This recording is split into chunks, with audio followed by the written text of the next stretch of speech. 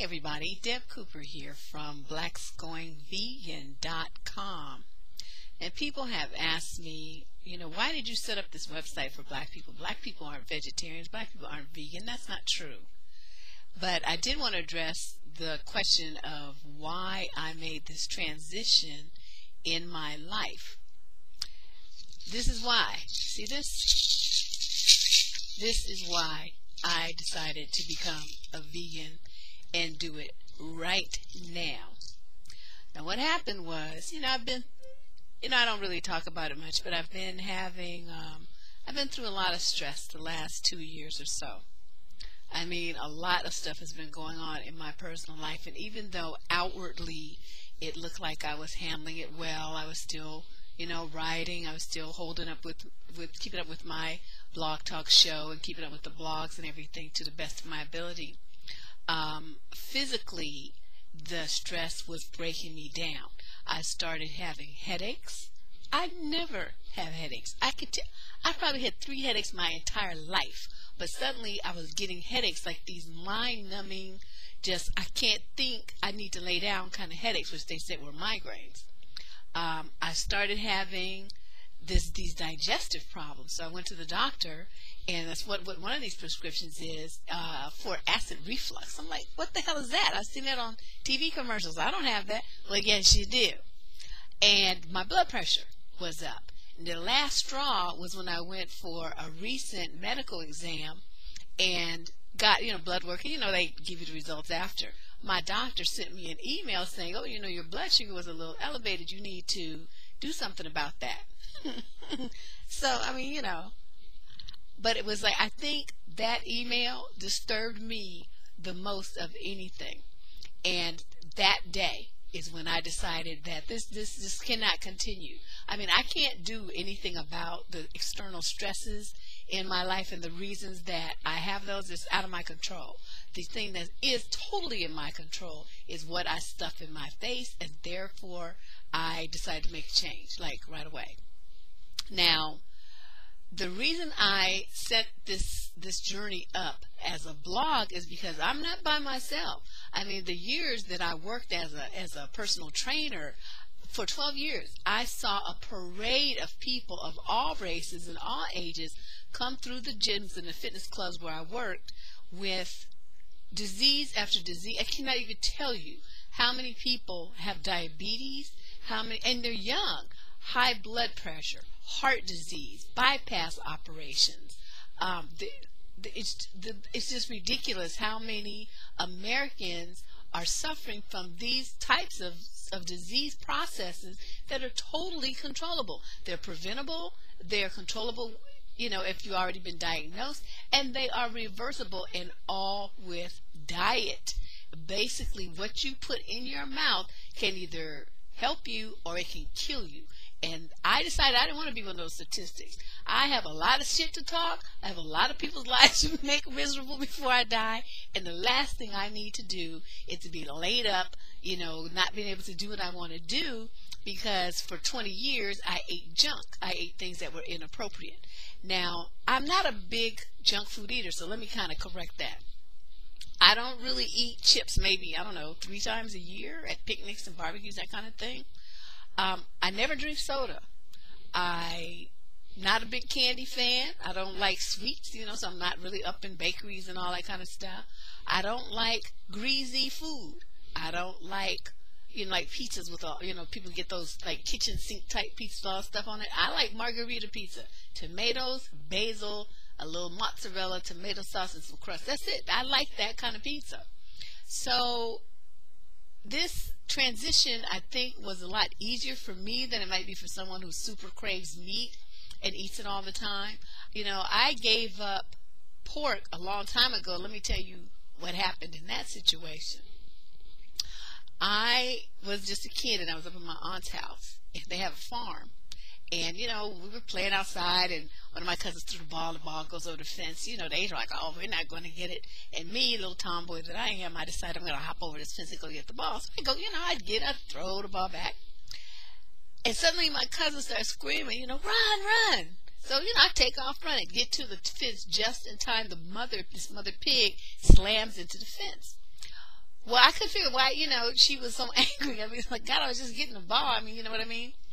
But when we went inside and I saw one of her babies on the dinner table, then I understood. Little baby pig sitting there, like this with the apple in its mouth. And I was just so grossed out. I started crying, and I didn't eat any pork for years. And then, I don't know, probably, 15, 20 years went by, and I kind of started, eating occasional ribs and, some little bacon or something like that. But I never really got that much back into it. I don't eat a lot of meat, period. Just never did. So giving it up really wasn't that hard.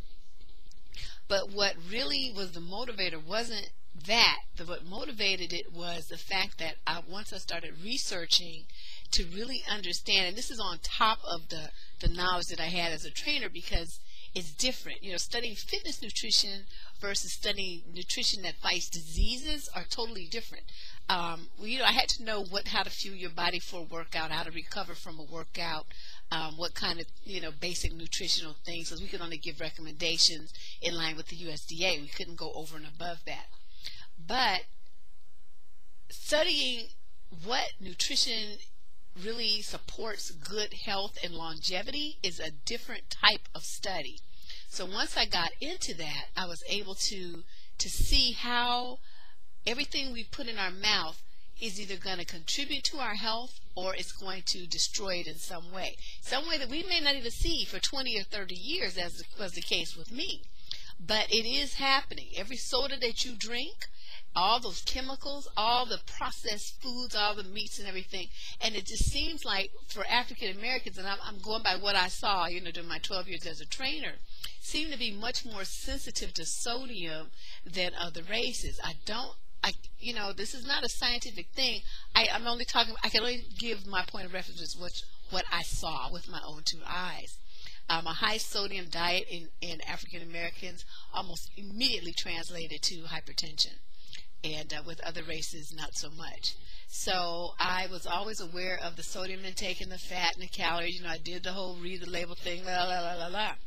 But somehow, the slip-ups that I did make, combined with the stress I was under, took my body over the top. I'm not having it. Not having it. So I decided to go vegan. And when I went, started looking around and doing some research, finding out who is vegan, I found out that people primarily go this route for 3 reasons.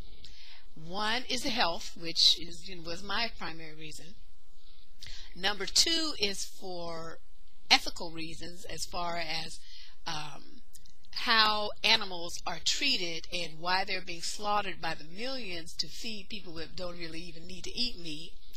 And then the third one is environmental reasons. So, you're talking about the footprint left on the planet and in the groundwater from animal waste, by antibiotics that they're feeding animals, all the extra chemicals that they give animals to preserve them, and growth hormones and things like that. That stuff washes out into the animal feces and urine and goes into the groundwater, into our lakes and streams, and ultimately will show up in other places. So there's 3 solid primary reasons why people decide to eschew animal products and to go vegan.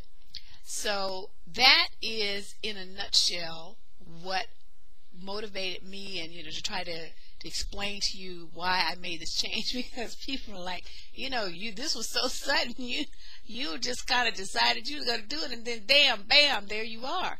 That's right, because I don't know, I just kind of woke up. It's just like I was asleep, just kind of going through the motions of taking care of myself and, living and just dealing with all these stresses, and not really concentrating on the fact that what you're killing yourself here by not paying attention to how your body is feeling. And I've always been very body conscious. I've always been really into exercise and health and eating right and, making sure I took care of myself. But I admit, for this 2-year period, I just wasn't doing it, and my body is showing it. So I don't want you to end up like me. I don't want you to end up like some other people who are even worse than me, that actually have diabetes, they actually have cancer, they actually have all these different kinds of kidney disease and heart disease and things. You don't have to do that. So, I'm not saying everyone has to go vegan. Now, don't get me wrong. This to me was an emergency situation, and I did it. It's something I probably should have done a long time ago. I wouldn't be sitting here making this video right now. But I think that even if you go meatless one day a week, or really concentrating on increasing the number of fresh fruits and vegetables that you eat over the course of a week. Say add one piece of fruit and one fresh vegetable a day. Something like that, will definitely help your cause. Let me put it that way. All right. So that's what's behind my decision. I'm not saying this is a lifestyle choice that's good for everyone, but it's working for me extremely well. My blood pressure has dropped down to below normal ranges. I'm not taking, I got those pills here. I mean, I'm not stupid. I don't want to have a stroke. When the doctor gave them to me, it was, kind of a crisis situation. So I took them until I got my diet under control, and now I don't take them anymore. But everything that I mentioned on this video can be controlled, symptoms reduced, improvements seen with a change in diet. And if you want some more information, I suggest that you watch some movies or DVDs. If you have Netflix or YouTube, you can find out more information. Forks Over Knives is an excellent one. Fat, Sick, and Nearly Dead is another one. Let me see. Vegetated is another one that's really good. And Foods Inc. is another. So between those four, there are a lot of other recommendations that you will be able to find on the blog, along with a lot of great recipes, tips and information for bettering your health, specifically targeting the African American demographic. But of course, information useful for everyone, so don't feel like, I can't go on that website because I'm not black. It's not like that.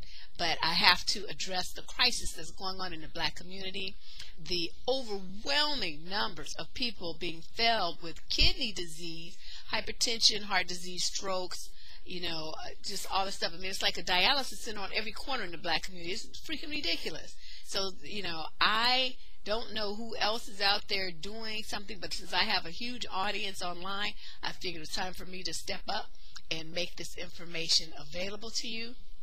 So check out the website. It's blacksgoingvegan, VEGAN.com. If you have any recipes you'd like to share, any questions there's a whole process where you can submit questions and get answers. They'll be posted up on the website, just like I do for Miss Heartbeat. We answer these questions as well. And I hope this information is helpful to you guys, and I look forward to interacting with you on blacksgoingvegan.com.